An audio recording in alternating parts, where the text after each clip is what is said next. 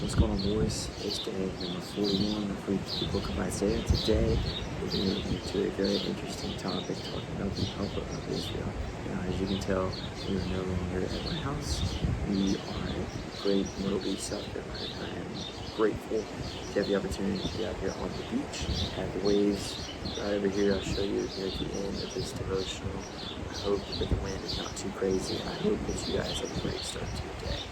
So today we're going to start off by reading verse 7 to really kind of understand where we're at and jump into this encouragement we see for Jacob and all of the descendants of him, descendants of Abraham actually. So we're going to start with verse 7. Verse 7 says, "The metal worker encourages the goldsmith, and the one who smooths with the hammer spurs on the one who strikes the anvil." So I believe that in all situations, we should not doubt ourselves. I find myself in this situation before.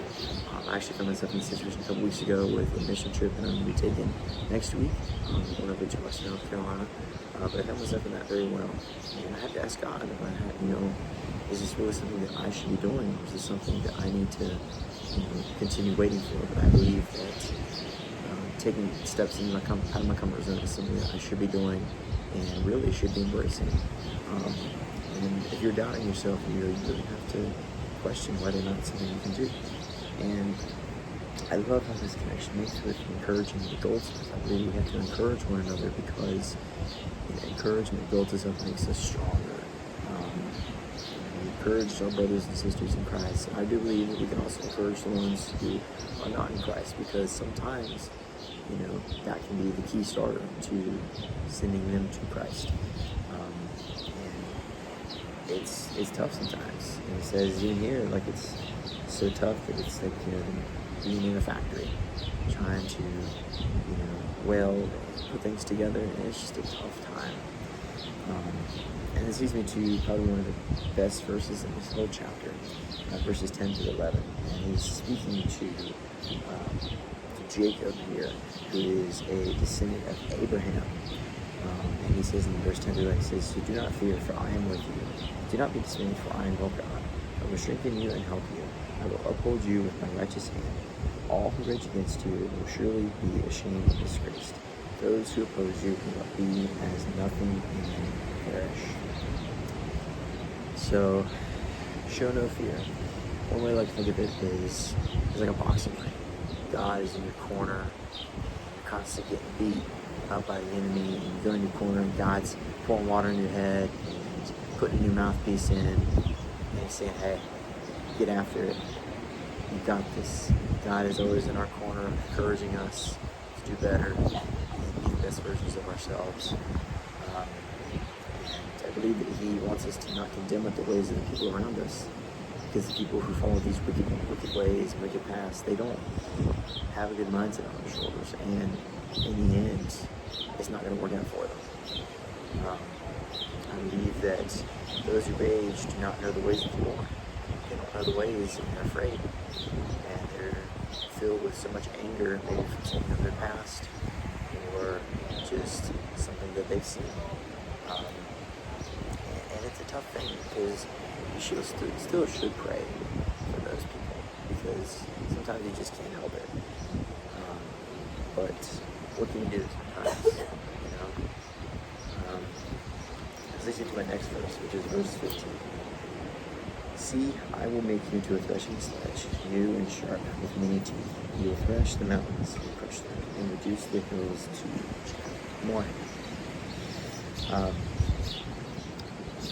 So I believe that we are called to be made new through Christ every day. I love this kind of thing here. You think of an axe, and you're swinging it, hitting the log, or hitting the tree stump, breaking it up and everything. Well, I believe God is always trying to sharpen us. Iron sharpens iron. Proverbs 27:17. You will be made new through God, and will go on to defeat the enemy.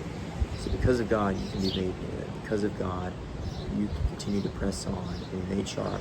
go down, cut all those trees, maybe not physically, but spiritually, cut down all the enemies who are in your path, trying to dismay you, tell you you can't do it, you're not worthy.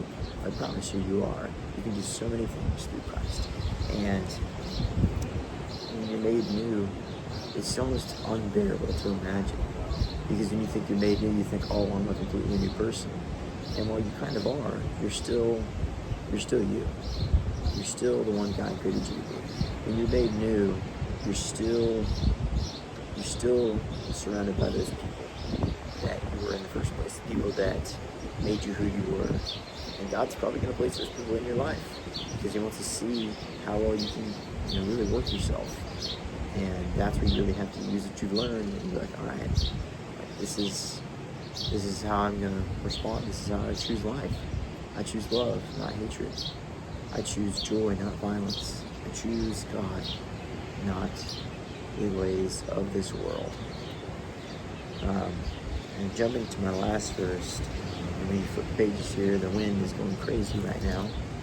But it's verse 29. Verse 29 says, see, they are all false. Their deeds amount to nothing. Their images are but wind and confusion.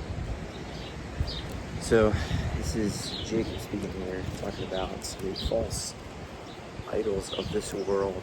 There are so many different things that people will put out there and say that are true. But you have to come true. You have to come true. Remember that the God of Israel is the only God that we should be worshiping, praising, and lifting up and exalting.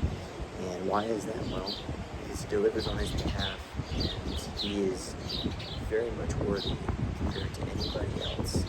God is the only one in the universe that knows everything about us, knows how to save us, redeem us, knows the ways of this world.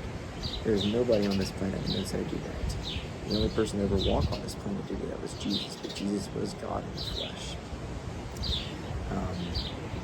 The idols from man are nothing to proclaim, so I challenge you, to those who may not believe in God, may believe in a different religion, maybe don't believe in anything at all. I challenge you to ask yourself, what am I in this life? What is my role in this life? Where did I come from? I have a purpose on this planet. What is it? Search for that purpose. It may mean you change locations.